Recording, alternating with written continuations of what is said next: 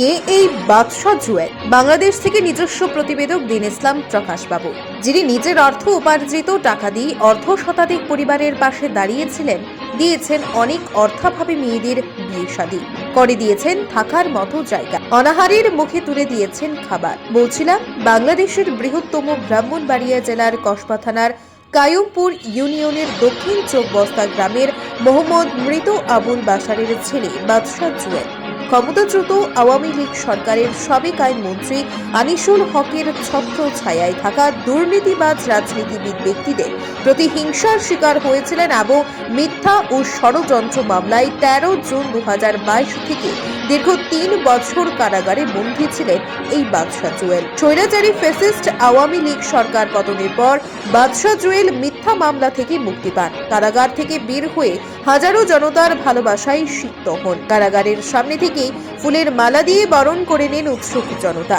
নানান জায়গা থেকে মানুষ ভিড় করেছে তাকে এক নজরে দেখার জন্য, নিয়েছেন বুকে জড়িয়ে। কারাগার থেকে বের হয়ে বাদশা জুয়েল জানান, আমাকে মিথ্যা মামলায় ফাঁসানো হয়েছিল। ৫৩ দিনের ভিতরে মামলা রায়ের কার্যক্রম সম্পন্ন করেছিল। ২ বছর আমার পরিবারের সাথে দেখা করতে দেয় নাই, মুঠো ফোনে যোগাযোগ করতে দেয় নাই। আমাকে করা হয়েছিল নানান ধরনের অসহ্য নির্যাতন।